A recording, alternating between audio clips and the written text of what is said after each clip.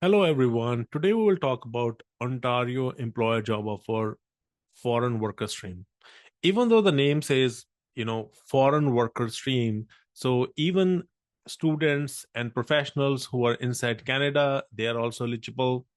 And if you are in kind of a licensed profession, let's say early childhood educator or any of those trades occupations, and you have the license for that, you don't even need any experience. There are no language requirements. So we'll talk in detail about why this stream is perfect for certain kind of applicants. And before that, let me introduce myself. My name is Sandhu. I'm a regulated Canadian immigration consultant based out of Ontario, Canada. And here's a disclaimer. So this presentation is only for informational purposes and should not be construed as legal advice or professional advice. If you want one, book a consultation. You can book a consultation with any licensed immigration practitioner. It could be a consultant or an immigration lawyer. So let's dive right into it. So if you're seeing, actually, I just want to say something before that. So I have actually created a playlist, right, with all the OINP and streams. So you can always check that on the YouTube, and you can see the playlist and basically learn about different streams as well. And do subscribe to the channel; it means a lot to me. So let's dive in right into it. So if you see, in case of Ontario, so they have basically expression of interest streams, and then they have express entry streams, right? So in total, there are 8 PR pathways in Ontario. 5 of them are related to expression of interest, and 3 are related to express entry. So the one we are talking about today is foreign worker stream.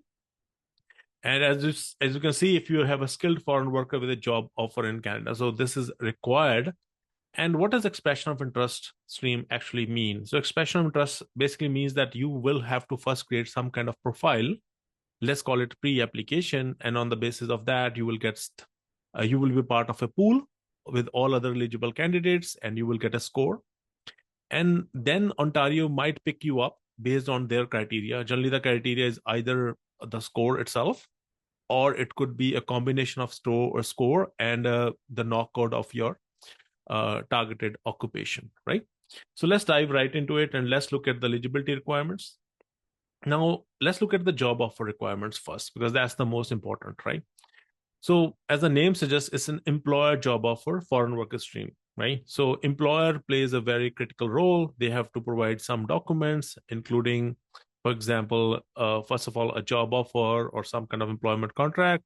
Plus, they also have to fill up a 8 or 9 page form, which is basically an Ontario employer form. So, we will just kind of discuss that as well. And those are the bare minimum 2 things you would need apart from other documents such as pay slips, etc. So those are 2 important documents. Now let's look at the first thing. You need a full-time and permanent job offer, right? So what does full-time means? Full-time means that you should be working for a minimum of 30 hours per week paid employment, and it should be minimum for 1560 hours a year. So which means basically 30 hours per week or more for 52 weeks. So that would be considered as a full time. And permanent means that there is no end date. It's not a contractual position. Even a contractual position for next 5 years, 10 years is not eligible. And the eligible occupation is in tier 0, 1, 2, 3. So if you look at the NOC code, so every single occupation in Canada is given a tier. So tier, think of tier as a level, right? So the jobs which is in tier 4 or tier 5 are not eligible for this specific stream. It has to be in tier 0, 1, 2, 3. So now if you want to check which tier it is, I mean, you can always, let me just enlarge this. For example, and anything, for example, if I say truck driver, right? And then you can see that the tier is the second digit from the left. So it's tier 3, right? Or if I say, early childhood educator, so this would be tier 2, right? So those are the ones which are eligible. So if you can see for yourself whether the job offer which you are getting is it eligible for or not. And now the third thing you require is a median wage level. So the pay of the job offered must be higher than the median wage level for that occupation in that specific region of Ontario where you will be working, right? And how can you find a median wage, right? So the way you can find a median wage is if you go to Job Bank, right? And so they would have a list of all the occupations, and you can find that. So for example, the truck driver is already written, so you can be anything else. Well, for example, if I've just put in, I'm in food service supervisor, right? And you can see what is the median wage for that, right? So 62020. And if I go here, and it tells me the low wage, the median wage, the high wage. So it has to be for the Pacific region where you would be working. For example, let's say if you are working in Toronto, the wage is $17.20, which is pretty low, right? Now, let's say if it is a truck driver, for example, right? And the truck driver is 73300. And if I go here, and then you can see the wage for that is, if somebody is going to work in Hamilton region, so it's 25. If it's Toronto, is $24.50. So it can't be less than that, right? That's very important. The only exception I would say would be, let's say if you are part of some kind of a collective agreement, and then that requirement may not be applicable, right? For example, collective agreement means, let's say you have you are a unionized employee. In case of unionized employee, so that exemption is there, right? So that's number one. Then the position is urgently necessary to employer's business. The whole idea for that is that it's not like, for example, the employer is giving you position for like 2 years from now. That doesn't make sense because it's not aligned with the employer's business activities. And the work has to be based in Ontario, which is absolutely important. Then you have applicant requirements, as I was mentioning earlier. So this is an expression of interest stream, right? So invitation to apply. So which means that you cannot be invited, you cannot submit your application unless you are invited by Ontario PNP. And how you can get invited? You have to first create your own profile. They call it registering an expression of interest, right? First, you just an expression of interest. And if you're invited to apply, then you submit your application. Then you have the work experience or legally required license or other authorization. So this is very interesting.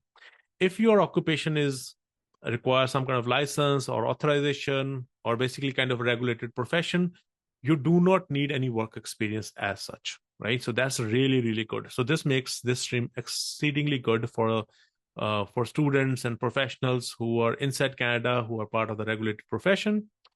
So if your job offer is not an occupation that requires a mandatory license, then you must demonstrate work experience in the same occupation as the NOC code of your job offer. And the work experience they need is a cumulative 2 year of work experience minimum in the same occupation as your job offer within the last 5 years. And it could be from anywhere. It could be from Canada, from outside Canada. So that's fine. Or it could be also equivalent part-time. So part-time means working one job for at least 15 hours of paid work in a week. That amounts to at least 3,120 hours of paid work over a 4 year period, right? Even self-employment experience is counted as well. So this is something which is very, very important to understand. Valid license and authorization. Of course, if you're going to be working in a licensed occupation, you need to have that license or authorization to work, right? And intention to live in Ontario, any PNP, whether it's Ontario, Nova Scotia, Alberta PNP, or any of the PNP, generally, intention to live in that province is paramount. So similarly, for Ontario, you have to demonstrate that you have intention to live in Ontario after you get your PR. So this can be demonstrated in many ways. For example, whether you are worked in Ontario, you have a job offer, you're studying, you have professional network, you're visited, your family extended, personal relationships, all of those things could be there. And if you're applying from within Canada, you must have legal status at the time of you apply and must maintain until the time of nomination, right?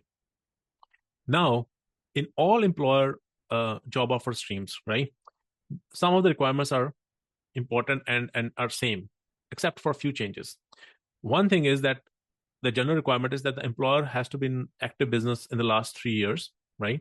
And must have business premises in Ontario, must not have any orders against them, and violated any of those safety acts or employment standards, and demonstrate that they have made enough effort to recruit a Canadian citizen or a permanent resident prior to offering position to you. And this only and demonstrate that enough effort was made to recruit a Canadian citizen or permanent resident before this position was offered to you.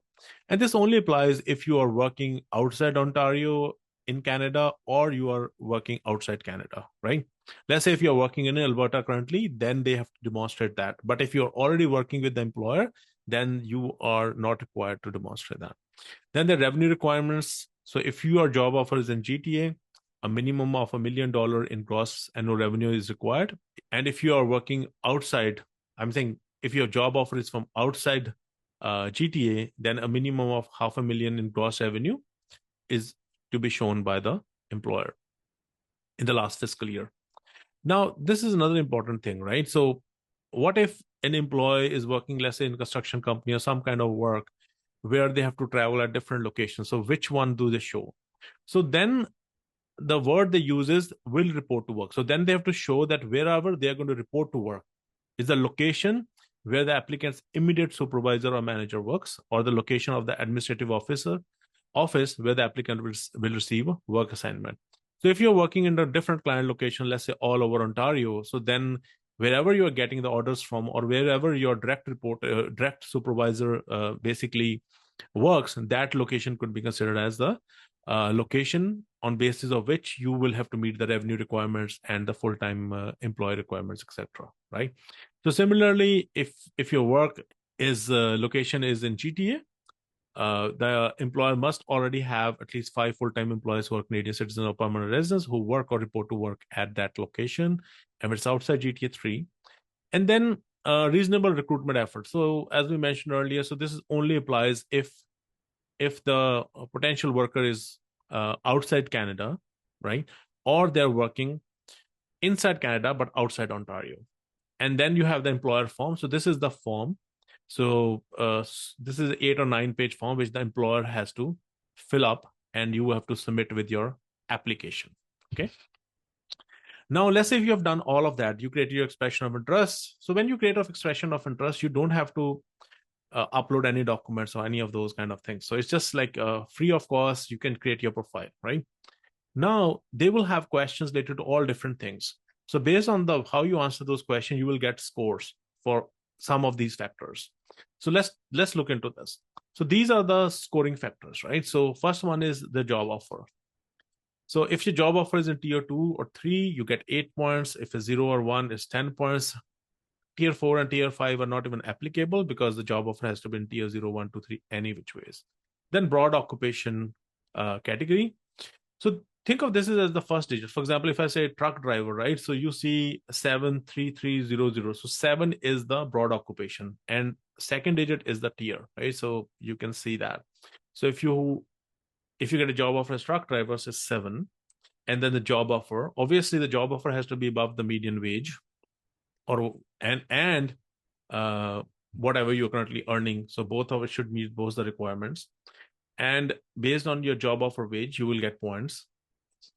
I'm assuming you would be on a valid work permit, you get 10 points. And if you're already working with that employer for over 6 months, then in Ontario, then you can get another 3 points. And then your work experience earning history, for example, in the last 5 years, if you ever earned 40K or more, and you can prove that by your notice of assessment issued by CRA, that can give you another 3 points. Then language scores, and then knowledge of official language. How many languages do you know? You know one language, or you know French and English, or only English. And then location of the job. This is also very interesting, right? So that's where you can maximize your points as well.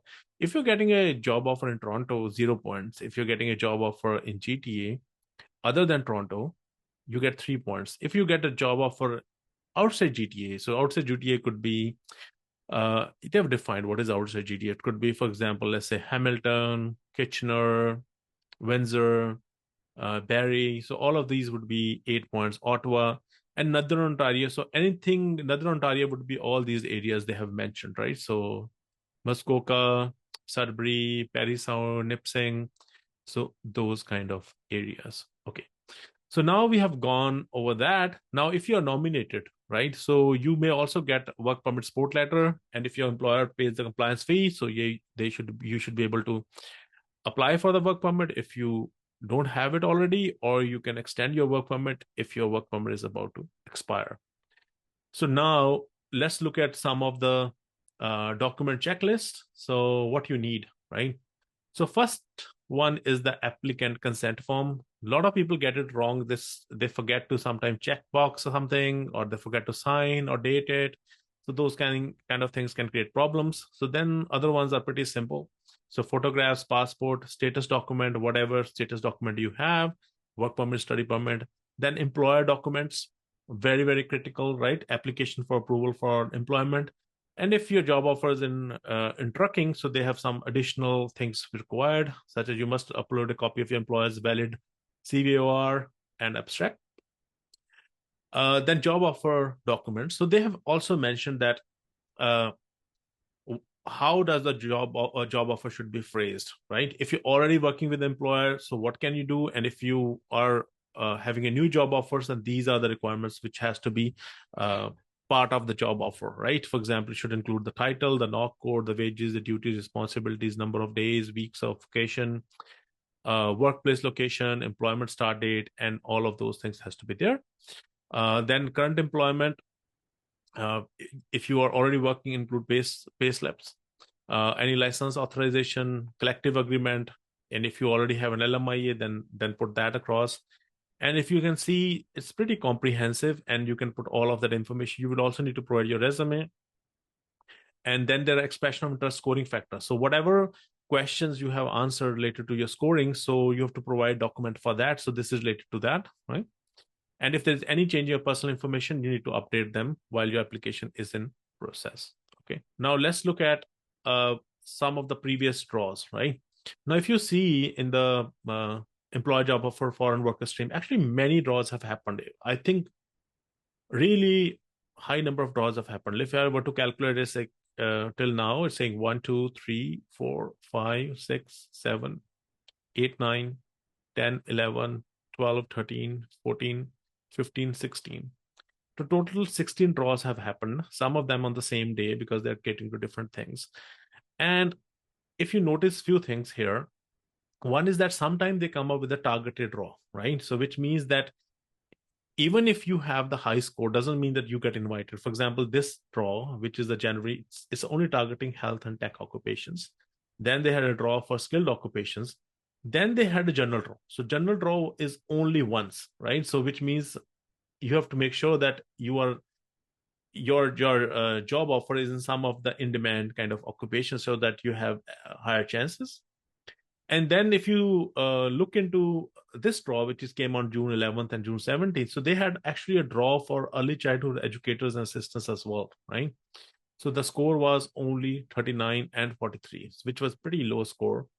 And then they have many other draws as well. So if you look into the last draw, which has happened, it came on October 8th, 2024 for this year, while I'm recording on at the end of October.